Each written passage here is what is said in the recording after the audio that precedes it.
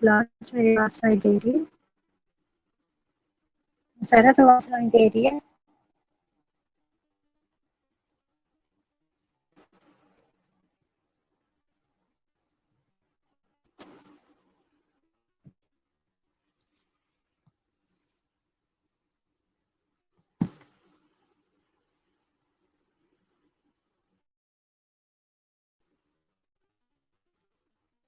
Class मेरी सुनाई दे रही है?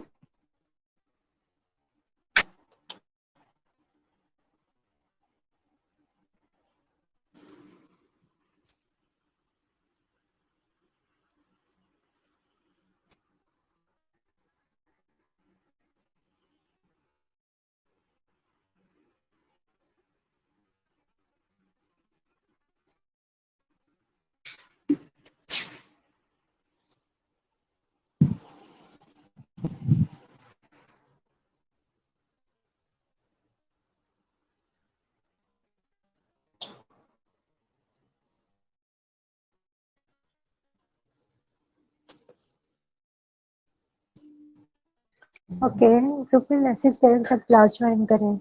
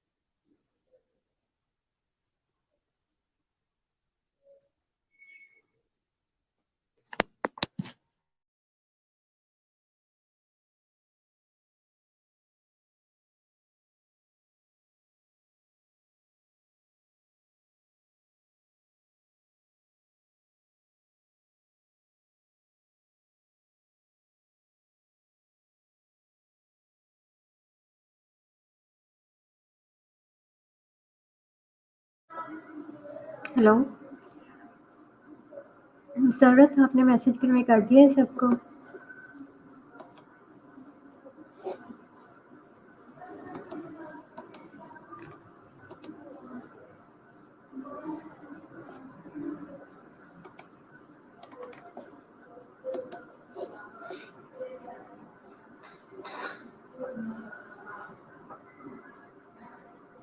हेलो जेनिफर, आपको मेरी आवाज सुनाई दे रही है?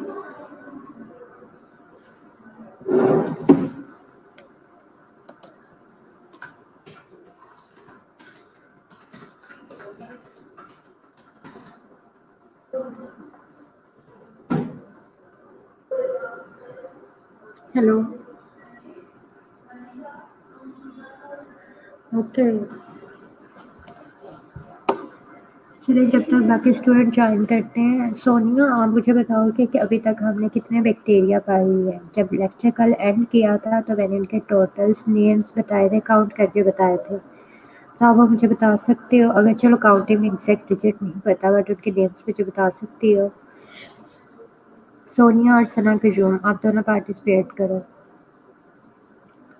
अभी तक मैंने कितनी जो है एक्चुअली कैटेगरीज ही बताते, रोड्स की और कोकाई की क्या क्या कैटेगरीज पढ़ ली है, सिंपल वही कैटेगरीज की नेम लिख के सेंड कर दो।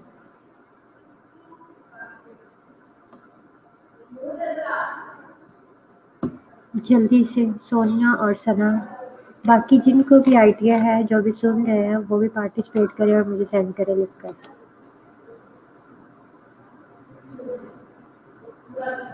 नौरीन, इर्सा, गजाला, मरियम, सुंदस, खतीजा, आरिफा, सना, जेनिफर, हबीब और नुसरत।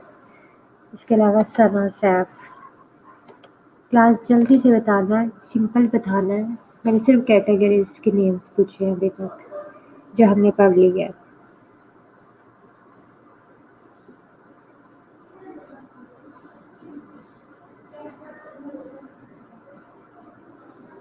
आप लोग इतना लेट रिस्पॉन्स करोगे तो कैसे?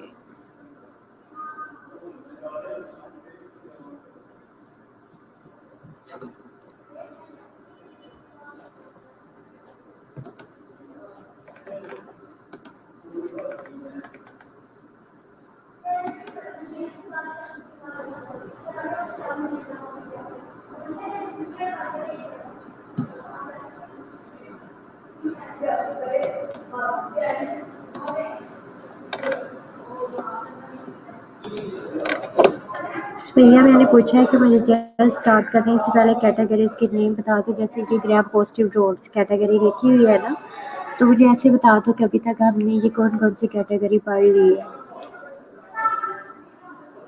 सिंपल से मैं कैटेगरी पूछ रही हूँ, अंदर कौन सा बैक्टीरिया पड़ा ये नहीं अभी पूछा मैंने।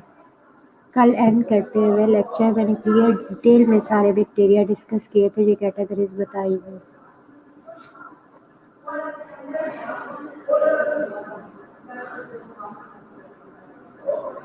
क्लास कोई रिस्पॉन्स नहीं, सिंपल हमने अभी तक जैसे ये रोड्स हैं तो हमने अभी तक सिर्फ कुकाई पढ़े हैं, कुकाई की सारी कैटेगरीज कर ली है, चाहे वो ग्राम पॉजिटिव में है या ग्राम नेगेटिव में। तो आज जो है हमने ग्राम पॉजिटिव रोड्स रोड्स भी जैसे ये हमने कुकाई पॉजिटिव और नेगेटिव पढ़े, इसी तरह रोड्स भी पॉजिटिव और नेगेटिव है। ओके सुनिया शाहिद, गुड। बाकी किसी ने नहीं बताया, सिंपल एक आंसर था। नहीं सुमैया, हमने ग्राम पॉजिटिव कुकाई के साथ साथ ग्राम नेगेटिव कुकाई भी कंप्लीट कर ली है। तो हमने कंप्लीट कौन सी कैटेगरी की है? कुकाई की है, और उसकी दोनों ही टाइप्स पॉजिटिव और नेगेटिव कंप्लीट हो चुकी है। ओके खतीजा, बट बेसिकली मेरा क्वेश्चन था कि हमने कुकाई पढ़ा है, कुकाई की दोनों टाइप्स पढ़ ली है, पॉजिटिव भी और नेगेटिव की। अब जो है रोड्स है, ये पॉजिटिव से मैंने स्टार्ट किया है, नेगेटिव भी हमने पढ़ने हैं। पॉजिटिव में ये है कि अगर आप लोगों ने कम डिटेल में, क्योंकि जितने बैक्टीरिया अब आपके पास टाइम शॉर्ट है नेक्स्ट, तो आप इसको याद भी करोगे फिर रिवाइज करना मुश्किल होगा, तो आपने इसको शॉर्ट शॉर्ट याद करना है जो आपके माइंड में रह जाए। और इसमें ज़्यादा बैक्टीरिया लिखे हुए हैं बट आपने उनमें से जो 2 टाइप्स ही पढ़नी है, ग्राम पॉजिटिव। सिंपल फर्स्ट वाली स्लाइड तो आपको फिंगर टिप्स पे बतानी चाहिए। ओके, ग्राम पॉजिटिव रोड्स में कौन कौन से बैक्टीरिया हैं? इसमें है स्पोर फॉर्मिंग रोड्स हैं और नॉन स्पोर फॉर्मिंग रोड्स हैं। स्पोर फॉर्मिंग रोड्स का मतलब ये है कि ऐसे बैक्टीरिया जो स्पोर्स प्रोड्यूस करते हैं और वो ग्राम पॉजिटिव रोड्स में आते हैं। बट कुछ ये ग्राम पॉजिटिव रोड्स ही हैं बैक्टीरिया, बट वो क्या है, स्पोर्स प्रोड्यूस नहीं करते। स्पोर फॉर्मिंग रोड्स कौन कौन से हैं? उसमें एक बेसिलस है और क्लोस्ट्रीडियम है। बेसिलस की 2 सब टाइप्स है, एंथ्रासिस और सीरस है। इसी तरह क्लोस्ट्रीडियम है, ये इंपॉर्टेंट बैक्टीरिया, इसकी 4 टाइप्स हैं, क्लोस्ट्रीडियम टेटनाई, क्लोस्ट्रीडियम बोचुलिनम, क्लोस्ट्रीडियम परफ्रिंजिस और क्लोस्ट्रीडियम डिफिशिएंट। ये 4 क्लोस्ट्रीडियम पर आपका ज़्यादा फोकस होना चाहिए इसमें। उसके बट आपको नेम्स तो देखो, इसमें एक पूरा क्वेश्चन है, आप सोचिए कि 3 मार्क्स का क्वेश्चन इसी एक स्लाइड में प्रेजेंट है। सिंपल में ये क्वेश्चन पूछ सकते हो कि स्पोर फॉर्मिंग रोड्स के नेम लिखे। जो स्पोर फॉर्मिंग बैक्टीरिया के नेम लिखे, तो इसमें इतने वो नेम्स लिखे हुए हैं कि आप 5 नेम तो इजीली लिख सकते हो। नॉन स्पोर फॉर्मिंग रोड्स में तो आप नॉन स्पोर फॉर्मिंग में तो बहुत सी लिख सकते हो। अगर साथ स्पेसिफाई कर दिया कि रोड्स लिखे तो फिर आप ये नेम्स लिख सकते हो। ओके, तो इसमें कॉर्नी बैक्टीरिया में लिस्टेरिया है और जार्डिनियला है। सबसे पहले जो हमने बेसलेस पढ़ना है और क्लोस्ट्रीडियम, इन दो पर ही फोकस। क्लोस्ट्रीडियम ज़्यादा मोस्ट इम्पोर्टेंट होता है, बट बेसलेस भी हमने पढ़ना है।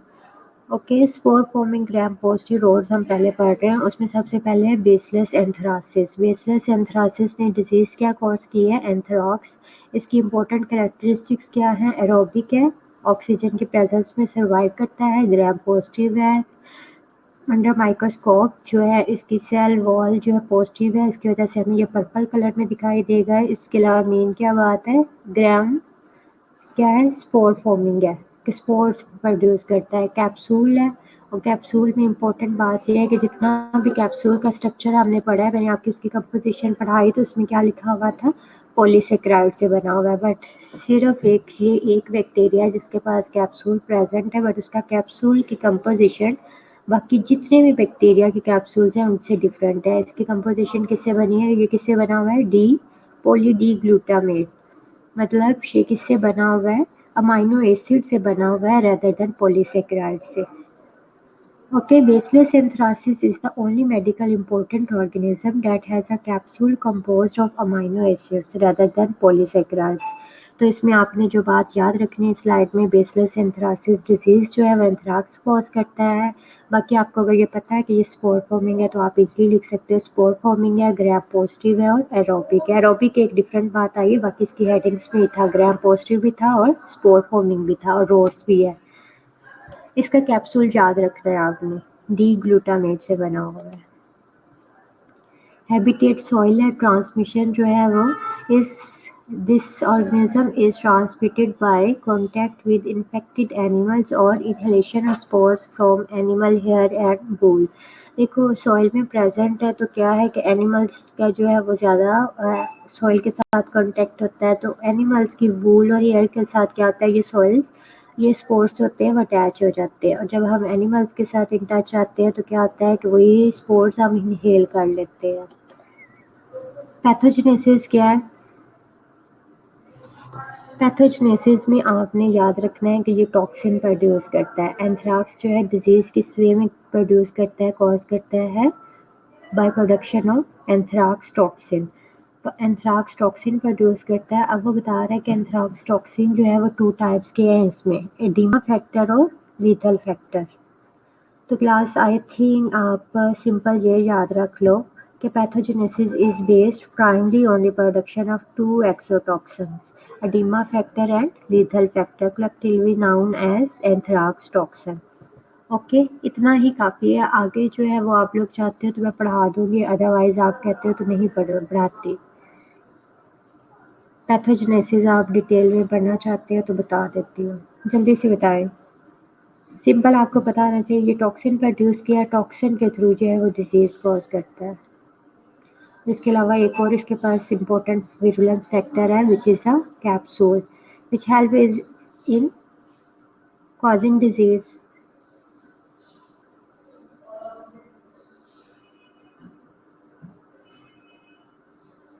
ओके, नहीं आप लोग नहीं बोलोगे क्या? यस मैम का क्या मतलब होता है? गजाला मैं क्वेश्चन कर रही हूँ, उसका पूरा रिस्पॉन्स दिया करो।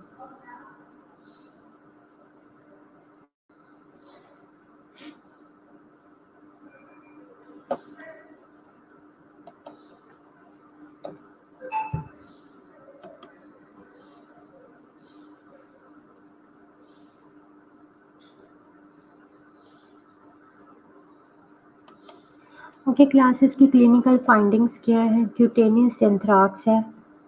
ओके, शुमाइला ने कहा पढ़ाते हैं तो मैं पढ़ा रही हूँ। वैसे मुझे अच्छा नहीं लग रहा कि आप याद करना चाहो या ना करना चाहो, वो आप लोग पे डिपेंड करेगा। मैं पढ़ा रही हूँ। अच्छा, ये टॉक्सिन है जिसे एंथ्राक्स टॉक्सिन कह रहे हैं, वो 2 टाइप्स का है। एडिमा फैक्टर भी ये टॉक्सिन है, नेम दे रहे हैं फैक्टर का, एडिमा है और लीथल टॉक्सिन है। अब एडिमा से पता चल रहा है कि ये टॉक्सिन जो है वो एडिमा कॉज करता है, और लीथल फैक्टर का मतलब लीथल जैसे नेम से इंडिकेट हो रहा है, इसका मीनिंग ही क्या है? डिस्ट्रॉय करना, किल करना, डैमेज करना।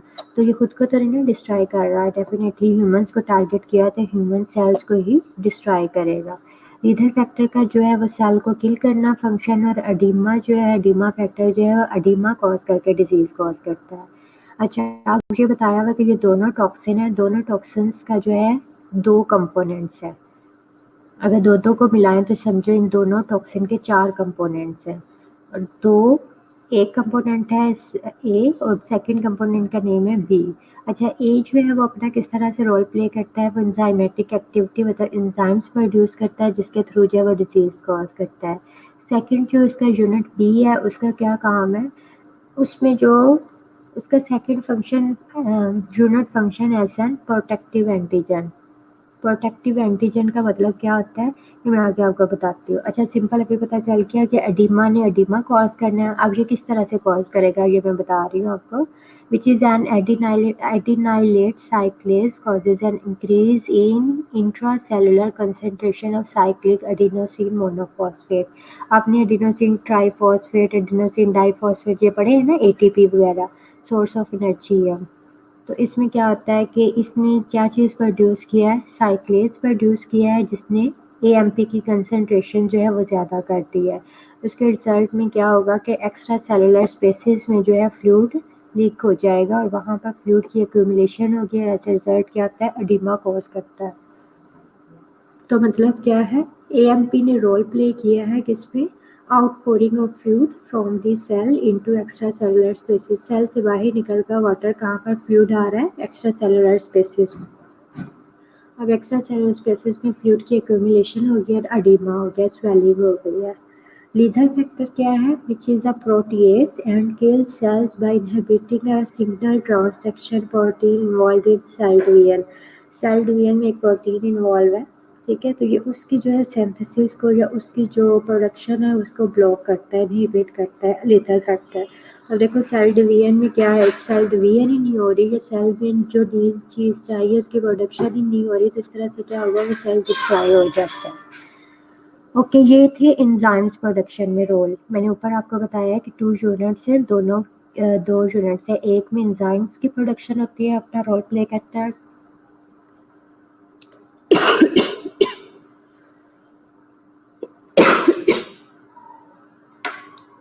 सेकंड यूनिट जो है वो प्रोटेक्टिव एंटीजन है। अब प्रोटेक्टिव एंटीजन बेसिकली क्या रोल प्ले करता है कि ये सेल्स, किसकी सेल, ह्यूमन सेल्स की जो सेल मेम्ब्रेन है, आउटर मेम्ब्रेन है, उसमें पोर्स क्रिएट करता है, और पोर्स में होल्स बना देता है। उन होल से क्या होता है, ये एडिमा फैक्टर या लीथल फैक्टर जो है अंदर की तरफ आ जाते हैं। जाहिर उसे रास्ता मिल गया इन टॉक्सिन्स को सेल्स के अंदर इन्वेट करने का। जब वो सेल्स के अंदर आ जाते हैं तो फिर ज़ाहिर उस सेल को डिस्ट्रॉय कर देंगे, या अपना अंदर जाकर टॉक्सिन जो है वो अपना फंक्शन परफॉर्म करते हैं। तो प्रोटेक्टिव एंटीजन बेसिकली उन्हें क्या है, सेल के अंदर एंटर होने में हेल्प कर रहे होते हैं। क्लास ये मैंने बताया अभी तक, oedema factor, lethal factor, protective antigen. कोई मुझे इसे एक्सप्लेन कर सकता है अपनी वर्डिंग में और सिंपल करके।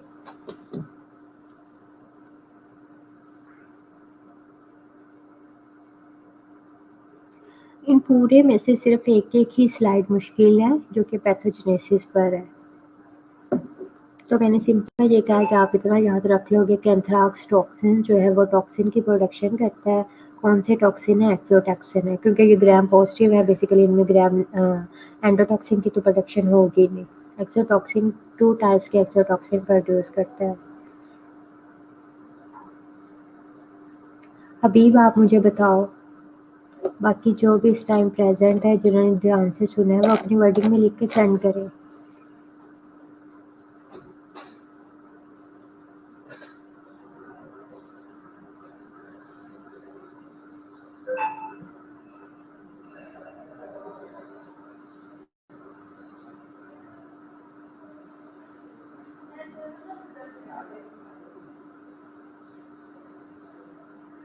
क्लास कितना टाइम लोगे आप लोग? मैंने सामने ये स्लाइड खोली भी हुई है, सिंपल इसमें से देखकर अपनी वर्डिंग में लिख के बताना है मुझे कि एंथ्रासिस का जो है डिजीज कॉज करने का मेथड क्या है।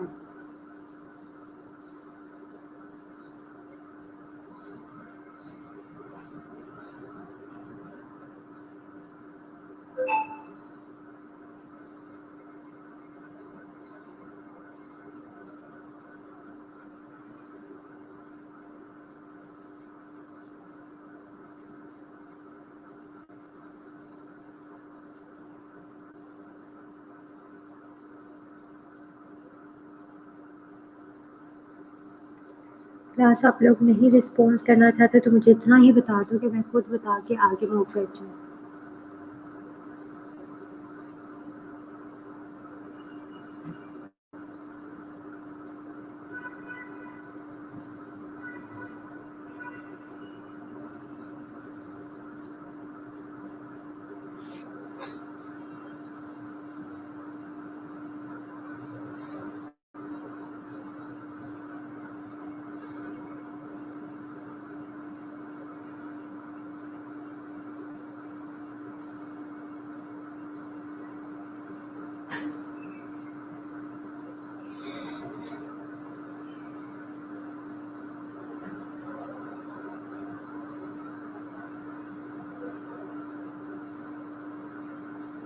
ओके, सिंपल ये है कि एंथ्राक्स ने क्या किया है, 2 टाइप्स के एक्सोटॉक्सिन्स प्रोड्यूस किए हैं which are oedema factor and lethal factor.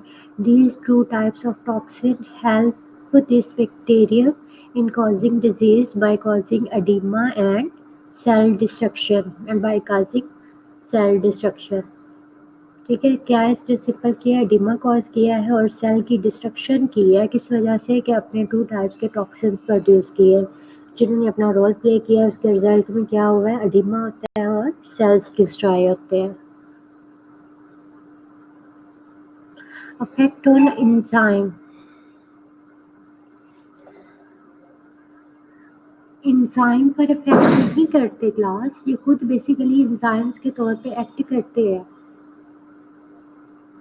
खुद ऐसे रोल प्ले कर रहे हैं। कौन कौन सा, प्रोटीएस ऐसे एंजाइम और साइक्लेज एंजाइम के तौर पर एक्ट करते हैं, एडिमा फैक्टर और लीथल फैक्टर। एंजाइम्स, ये एंजाइम्स वो एंजाइम्स हैं जो कि सेल्स को डिस्ट्रॉय करने में कोई ना कोई अपना रोल प्ले करते हैं।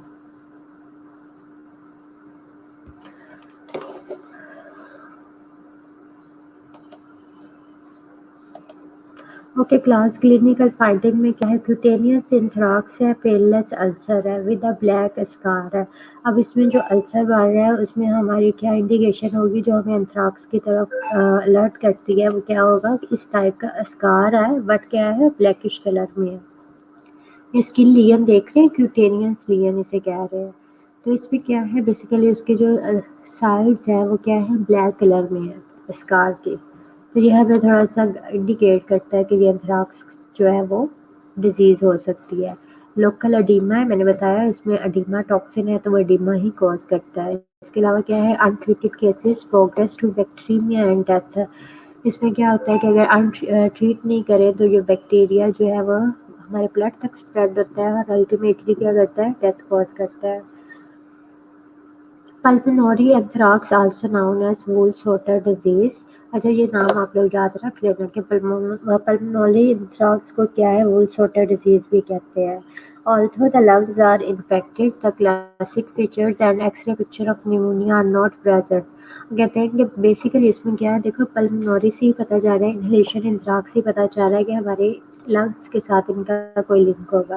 कहते हैं कि लंग्स पेशेंट जो है वो अफेक्ट होते हैं बट उनकी इन्फ्लेमेशन नहीं होती, नमूनिया रिकॉर्ड नहीं होता है इनके अंदर। ये स्कार की पिक्चर दिखाई हुई है एंथ्रेक्स की। लेबोरेटरी डायग्नोसिस में क्या है, ग्राम स्टेन स्मीयर है, नॉन हिमोलिटिक कॉलोनीज है। अच्छा, ये क्या करता है, हिमोलिसिस नहीं करता bacteria. Bacillus anthracis is non motile है, मोटाइल भी नहीं है, मूव भी नहीं करता। अच्छा, in contrast to other Bacillus species, Bacillus ये कैटेगरी थी जिसके अंदर 2 बैक्टीरिया हमने पढ़ने हैं, बेसलेस एंथ्रासिस और बेसलेस सीरस। तो ये कहता है कि बेसलेस एंथ्रासिस जो है वो नॉन मोटाइल है, तो बेसलेस सीरस जो होगा वो मोटाइल होगा।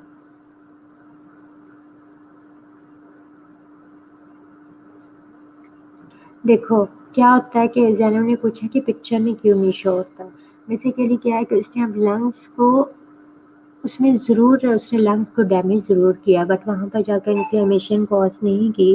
निमोनिया रिकॉर्ड नहीं होता। निमोनिया एग्जैक्ट क्या है कि अगर हमारे लंग्स पैरेंकाइमल सेल्स की इन्फ्लेमेशन हुई है तो और हमें सांस लेने में या उसमें ब्रीथिंग में ज़रूर डिस्टर्बेंस कॉज कर रहा है, बट निमोनिया नहीं कॉज करता। इसलिए ज़ाहिर है निमोनिया कॉज नहीं करेगा तो एक्सरे में हमें दिखाई नहीं देगा उधर की इन्फ्लेमेशन लंग सेल्स की। Another rapid diagnostic test procedure is the direct fluorescent antibody test है। इसके अलावा ricin antibody titre in indirect haemagglutination test is diagnostic. अच्छा, अब सिंपल क्या है, ग्राम स्टेनिंग याद कर लो आप लोग, साथ में कल्चरिंग कर लो और क्या कर लो कि पीसीआर करते हैं। सिंपल इनमें से जो नेम्स याद रख सकते हो। हाँ जी, जी जनाब, ठीक है। तो जो इनमें से सिंपल नेम्स याद रख सकते हो, सारे नेम्स याद रखोगे तो मुश्किल हो जाएगा। अभी तक हमें ग्राम पॉजिटिव में जितने भी लेबोरेटरी टेस्ट पड़े हैं वो यही थे, पीसीआर है, एलाइजा है, बट साथ नहीं, एलाइजा नहीं था, पीसीआर इसमें आया है। सबसे पहले इम्पोर्टेंट क्या था, ग्राम स्टेन स्मीयर था, और क्या था जो मुझे बता सकता है कि इनके साथ एक और वर्ड लिखा होता था जो आप लोग हर एक में लिख सकते हो। ग्राम स्टेनिंग है और कल्चरिंग है, बैक्टीरिया को कल्चर करवा के देख सकते हैं। तो ये वाले टेस्ट जो है आप हर एक में भी लिख सकते हो, अगर सेपरेट सबके नहीं भी याद रहते तो। टेस्ट पता होना ज़रूरी है। ये हीम एग्लूटिनेशन टेस्ट है, IHI टेस्ट है। ये भी आपको याद रहे तो बेहतर है।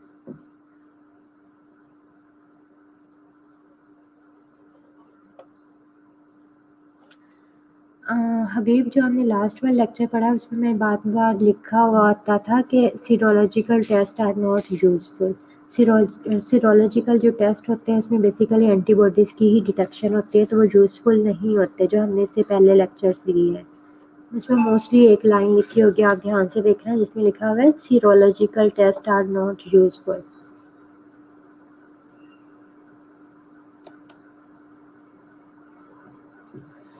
ओके, ट्रीटमेंट क्या है, पेनिसिलिन जी है, और क्या है, vaccine consisting of protective antigen is given to individuals in high risk occupation. अब इसमें वैक्सीन एंथ्राक्स की अवेलेबल है और स्पेशली इन पर्सनस को रिकमेंड की जाती है जिनका जो है ऑक्यूपेशन जो है सॉइल के साथ, एनिमल्स के साथ ज़्यादा है। एनिमल फील्ड में जो लोग काम करते हैं, क्योंकि आपने देखा कि ये कहाँ पर इसका स्पोर्स प्रेजेंट है, एनिमल्स के वूल्स के साथ और हेयर के साथ, और सॉइल में ये प्रेजेंट है। तो अब देखो हमारा ऑक्यूपेशन ही इतना ज़्यादा नहीं है, ना हमारा कभी सॉइल से इतना कांटेक्ट हुआ है, ना ही एनिमल से होता है। तो जिनका ये ऑक्यूपेशन है उनको स्पेशल रिकमेंड की जाती है वैक्सीन।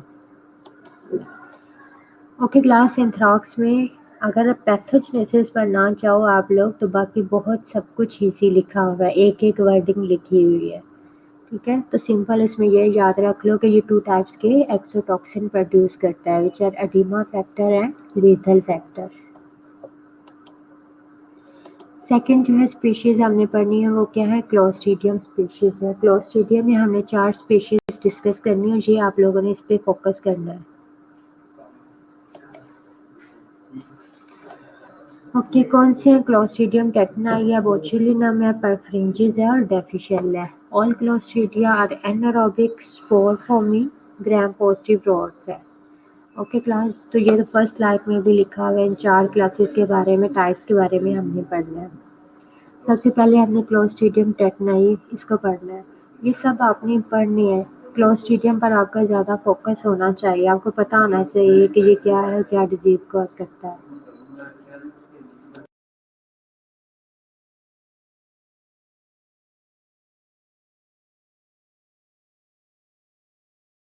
एक सेकेंड वेट क्लास, एक सेकेंड वेट।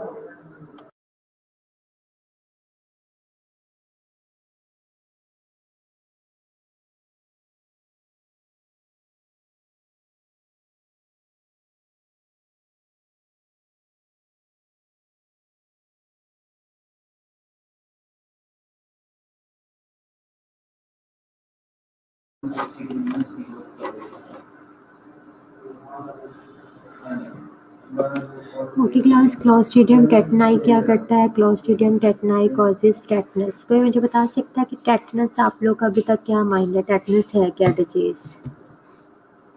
एंथ्राक्स में तो मैंने बता दिया कि वो क्या है, इस टाइप के लीन्स बनते हैं, स्कार्स होते हैं, स्पेशली वो ब्लैक कलर में होते हैं। तो ये टेटनाइम जो टेटनस कॉज करता है, आप लोगों ने मोस्टली सुना होगा कि क्या होता है कि किसी का रोड एक्सीडेंट हुआ है या फिर क्या होता है रोड इंजरी होती है तो उसे क्या कहते हैं, टेटनस का इंजेक्शन लगवाओ। तो बेसिकली ये टेटनस है क्या, कोई मुझे बता सकता है?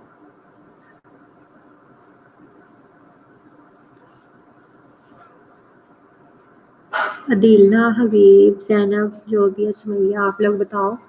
मरियम, टेटनस सिंपल एक वर्डिंग में किस तरह से आप लोग बता सकते हो? कहाँ देखा है? बोले लाला, कहाँ देखा था आपने ये पेशेंट टेटनस का? पर सुना तो हुआ है ना आप लोगों ने कि टेटनस क्या होता है? जो सुना है या देखा है मुझे बस वही एक बता दो सिंपल। मसल्स पास होते हैं, सुंदर, गुड। ठीक है, ये भी बहुत आपने अंदर जाके बात बताई है कि tetanus is a disease, but क्या क्या होता है डिजीज में, होता क्या है शहजाद?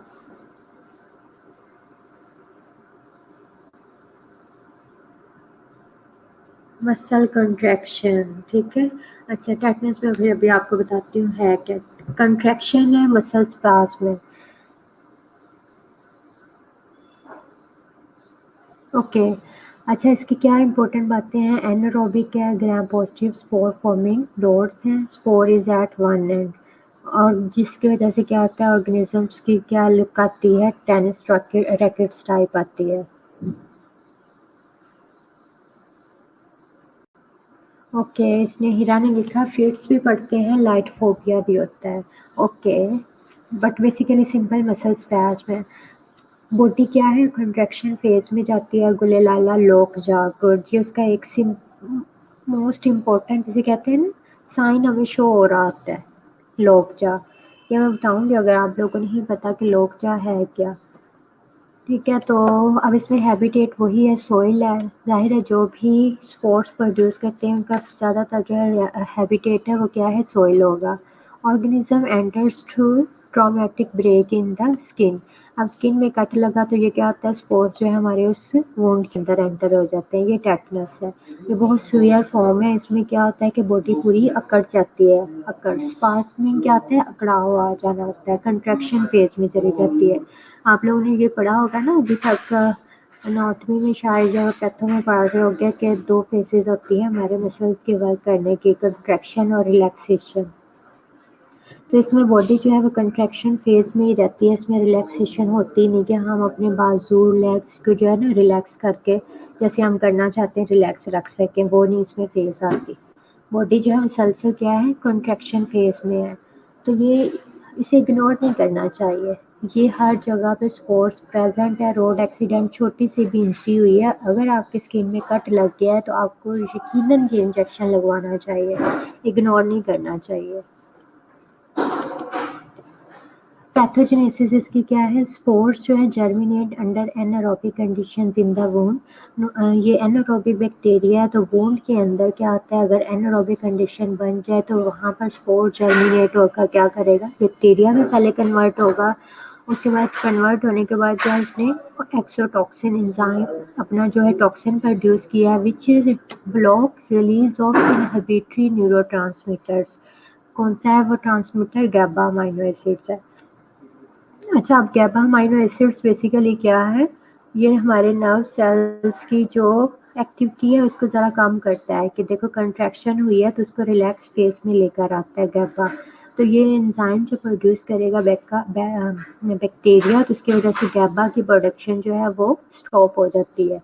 तो अब गैबा है ही नहीं तो बॉडी क्या है, एक्साइटेटरी न्यूरॉन्स आर अनअपोज्ड। अब देखो इनहिबिटरी जो है वो कोई एंजाइम प्रेजेंट नहीं है, सिर्फ एक्साइटेटरी ही एंजाइम्स प्रेजेंट है, तो उसके अपोजिट उसके कंपोनेंट उसके अपोजिट कोई कॉम्पिटेंट पर्सन नहीं है। ऐसे सोचो ना कि आप अभी वो क्लास का सीआर है, तो उसके अगेंस्ट कोई इतना कॉम्पिटेंट बंदा नहीं था जो कि और सीआर बन सकता। सही है, तो इस तरह क्या होगा कि अब हबीब ही हबीब है क्लास का सीआर। तो इसी तरह अगर आप देखो तो ये गैबा है, गैबा और एक्साइटेटरी न्यूरॉन्स, ये दोनों मिलके बॉडी को कंट्रैक्शन और रिलैक्सेशन में लेकर आते थे। अब रिलैक्सेशन वाला गैबा तो ब्लॉक हो गया, तो सिर्फ क्या है, कंट्रैक्शन ही रह जाएगी बॉडी में। उसके रिजल्ट में क्या होता है, स्पाज्म होते हैं, कंट्रैक्शन फेज में बॉडी रहती है लोकजा मीन कि अगर उसने मुंह खोला हुआ था, थोड़ा खोला हुआ था, ज़्यादा खोला हुआ था। तो अगर जिस फेस में वो उसका फेस था तो वो फेस वहीं का वहीं अकड़ जाता है, इसे लोकजा कहते हैं। अकड़ क्या मतलब, एक बार उसने ओपन किया, वो क्या था, कंट्रैक्शन फेज में गया था, तो दोबारा रिलैक्स हो ही नहीं सका, उसकी बॉडी जो है रिलैक्सेशन फेज में आ ही नहीं सकी। Okay, tetanus toxin is a protease that cleaves proteins involved in the release of neurotransmitters. तो बेसिकली क्या है कि इन न्यूरोट्रांसमीटर्स की प्रोटीन जो इसमें इन्वॉल्व है उसको ये क्या करता है, ब्रेक डाउन करता है। जी जानब ठीक है, यही होता है। स्पाज्म, कंट्रैक्शन और लोकजा आती है। स्पाज्म और कंट्रैक्शन सेम ही आप लोग कह सकते हो। तो इसमें बेसिकली सिंपल जो फर्स्ट वाली लाइन है, और नहीं, सेकंड लाइन और third line, organism produce exotoxin, जो कि कौन सा है, जो एक्सोटॉक्सिन इन्होंने प्रोड्यूस किया, इसके रिजल्ट में क्या हुआ है, इनहिबिटरी न्यूरोट्रांसमीटर कौन सा था, गैबा था, वो क्या हुआ है, वो ब्लॉक हो गया। उसके रिजल्ट में क्या, अब सिर्फ एक्साइटेटरी न्यूरॉन्स बचे हैं, तो उन्होंने बॉडी को क्या किया है, कंट्रैक्शन फेज में ही रखा है। ऊपर वाली सेकंड थर्ड जो रोज हैं उसके अंदर इसकी पैथोजेनेसिस कंप्लीट हो जाती है। आप सिंपल उतना ही लिख लो, ठीक है। आगे क्लिनिकल फीचर्स क्या है, स्ट्रॉन्ग मसल स्पाज्म है। इसमें क्या होता है कि मसल्स कहीं के भी हैं, नेक के हैं, हमारे बाजू के हैं, लेग के हैं, कहीं के भी हैं, फेस के हैं, वो बहुत ज़्यादा अकड़ जाते हैं, स्पाज्म में रहते हैं। हाँ जी, क्योंकि उसके कंपोनेंट में मतलब जो उसकी अपोजिट पार्टी थी, इनहिबिटरी न्यूरॉन्स, वो तो रही नहीं है, तो अब सिर्फ क्या है, कंट्रैक्शन वाली, एक्साइटमेंट वाली ही न्यूरॉन्स प्रेजेंट है, और उन्होंने क्या किया, बॉडी को इतना ज़्यादा एक्टिव रखा हुआ है, कंट्रैक्शन फेज में ही रखते हैं। लोकजा है, ये जो एक मेल दिखाया हुआ है पर्सन, ये लोकजा में है, उसका फेस जो है वो जितना जब खुला हुआ था, जब बॉडी कंट्रैक्शन फेज में गई है तो उतने का उतना ही रहा है। फिर उसे क्या होता है कि उसे मजीद खोलने में और उसे बंद करने में दोनों में ही क्या होता है, मुश्किल आती है। और इसमें क्या होता है, रेस्पिरेटरी फेलियर में पर्सन जाता है। देखो हमारी लंग्स हैं, उनमें भी तो जाहिर है लंग्स में क्या करना होता है, वो भी तो जैसे बॉडी कंट्रैक्शन और रिलैक्सेशन में जाती है, लंग्स भी सेम ऐसे ही काम करते हैं। ब्रीथिंग में आप लोग देखते होंगे, तो उसमें भी क्या होता है, इससे पर्सन जो होते हैं स्पेशली जो होता है रेस्पिरेटरी फेलियर में जाते हैं। लेबॉर्टरी डायग्नोसिस क्या है, प्राइमरी या क्लिनिकल डायग्नोसिस। देखो क्लिनिकल डायग्नोसिस में ये नहीं है कि हमने उसके ब्लड सैंपल भिजवा दिए, उसका यूरिन सैंपल कल्चर कुछ के लिए भिजवा दिया। सिंपल क्या है, क्लिनिकली हम डायग्नोज कर सकते हैं। एक पर्सन हमारे पास वार्ड में आया है, डॉक्टर को हिस्ट्री दे रहा है, इनफैक्ट डॉक्टर को हिस्ट्री देने से पहले हम उसको खुद ही नोट कर रहे हैं। वो खुद अगर बोल नहीं पा रहा तो हमें दिखाई दे रहा है कि बंदा है, उसकी बॉडी अकड़ी हुई है, अकड़ी क्या है, स्पाज्म फेज में है, तो हमारा जो है माइंड उसकी तरफ जाना चाहिए।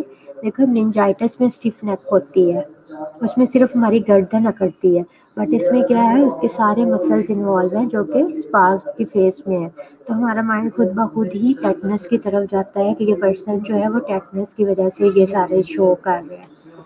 Organism is rarely isolated, organism को जो है आइसोलेट करना बहुत मुश्किल है। Serological test are not useful, ठीक है। एंटीबॉडीज के टेस्ट वगैरह ये वाले भी इतने हेल्पफुल नहीं होते। तो सिंपल क्या है, क्लिनिकली डायग्नोसिस ही हमने कर ली कि पेशेंट को देखा और हमने डायग्नोस कर दिया कि ये टेटनस का पेशेंट है। ट्रीटमेंट क्या है, hyper immune human globulins to neutralise toxin. अच्छा, अब इसमें क्या है कि एंटी टॉक्सिन हम देते हैं जो कि इस टॉक्सिन को जाके न्यूट्रलाइज कर देता है। आल्सो पेनिसिलिन जी और स्पास्मोलिटिक ड्रग्स है। पेनिसिलिन जी जो है वो क्या एंटीबायोटिक होगी, और स्पास्मोलिटिक ड्रग्स वो होंगे जो कि मसल्स को जो है इस अकड़ वाली फेज से, कंट्रैक्शन फेज से क्या करेगी, स्पास्म को ब्रेक डाउन करके रिलैक्स फेज में लेकर आएगी। ये स्पास्मोलिटिक ड्रग्स है, उसमें वैलियम दिया होगा। No significant resistance to penicillin, तो जाहिर पेनिसिलिन इसकी ट्रीटमेंट ऑफ चॉइस क्या है, पेनिसिलिन और स्पाज्मोलिटिक ड्रग्स हैं, यही इनका ट्रीटमेंट है। बट उसके साथ साथ जो है हम एंटीटॉक्सिन भी देते हैं। प्रिवेंशन में क्या है कि हमें डिजीज़ हुई नहीं है बट हम फ्यूचर में भी चाहते हैं कि ये डिजीज़ ना हो, तो उसमें इसकी वैक्सीन अवेलेबल है। टॉक्साइड वैक्सीन की कैटेगरी में ये वैक्सीन आती है। और टेटनस के साथ साथ मोस्टली जो कम्बिनेशन में वैक्सीन दी जाती है वो डिप्थीरिया की है और पर्ट्यूसिस की है। डिप्थीरिया, पर्ट्यूसिस और टेटनस, इन तीनों की मेडिसिन जो वैक्सीन है वो कंबाइन एक ही टाइम में दी जाती है कम्बिनेशन में। इसके अलावा डेब्राइड वूंड है, give tetanus toxoid booster every 10 years. कहते हैं कि अगर आपने टेटनस की वैक्सीन करवाई भी है तो 10 ईयर्स के बाद बूस्टर डोज उसकी लगवानी चाहिए। क्लास ये उसका ट्रीटमेंट, लेबोरेटरी डायग्नोसिस और इतनी प्रिवेंशन में सिंपल याद रख लें कि इसकी वैक्सीन अवेलेबल है, ठीक है। और 10 ईयर्स के बाद जो है बूस्टर डोज लगवाओ। ये सारी बातें मैं बार-बार आप लोगों को बता रही हूँ कि आपकी अंडरस्टैंडिंग के लिए। आपने इसमें से हाइलाइट करके जो आपने अपने माइंड में बात रखनी है और जो पेपर में लिखनी है, वो आपने खुद हाइलाइट करके उसे करना है, याद करना है कि मैंने ये पूरी बात पढ़ी, मुझे कंसेप्ट मेरा क्लियर हो गया। तो अब मैंने सिंपल देखो जैसे ज़ैनब ने इधर लिखा, diphtheria, pertussis, tetanus vaccine is available. तो प्रिवेंशन में हम सिंपल आपने ये भी लिख दिया ना कि vaccine is available which we give with the combination of pertussis and diphtheria. तो ये बस देखो एक सेंटेंस भी पूरा नहीं बना बट आपकी प्रिवेंशन कंप्लीट हो चुकी है। ओके क्लास, अभी तक जो मैंने पढ़ाया है वो क्या हमने पढ़ा है, क्लोस्ट्रीडियम। पहले मैंने आपको कौन सा बैक्टीरिया पढ़ाया है, स्पोर फॉर्मिंग ग्राम पोस्टिव रोड्स में सबसे पहले हमने क्या पढ़ा है, एंथ्रासिस पढ़ा है। उसकी सेकंड जो टाइप थी सीरस, वो मैंने स्किप किया है, वो इतनी इम्पोर्टेंट नहीं है। हमने अभी जो बहुत ज़्यादा इम्पोर्टेंट बैक्टीरिया वही कवर करने हैं। बेसलेस एंथ्रासिस पढ़ा है, उसके बाद क्लोस्ट्रीडियम की स्पीशीज़ में से क्लोस्ट्रीडियम टेटनाई पढ़ा है। इन सारी स्लाइड्स में से बस ये है कि आपने याद तो करना ही करना, याद किए बगैर हम कोई बात नहीं लिख सकते। अगर कोई मुश्किल बात है तो उसकी पैथोजेनेसिस है। पैथोजेनेसिस को मैंने बहुत आसान करके कहा कि सिंपल एक वर्डिंग में ही याद कर लो। अभी 10 मिनट्स हैं, ये देख लूँ कितना अच्छा है। चलें क्लास, ये ट्यूसडे को आप लोगों का टेस्ट है तो वेडनेसडे को इंशाल्लाह ये मैं कंप्लीट कर दूँगी।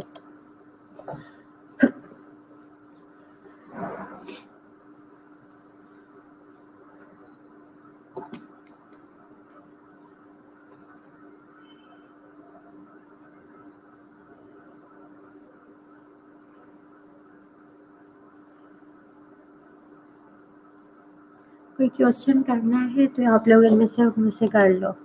मैं फर्स्ट वाली स्लाइड इसकी पैथोजेनेसिस में सिंपल क्या है कि इसने जो टॉक्सिन प्रोड्यूस किया उसने जाकर गैबा की प्रोडक्शन को ब्लॉक किया। उसके रिजल्ट में क्या है, एक्साइटेटरी न्यूरॉन्स जो हैं वो बस वही बॉडी में प्रेजेंट है, तो उनकी वजह से क्या होता है, बॉडी स्पाज्म की कंडीशन में रहती है।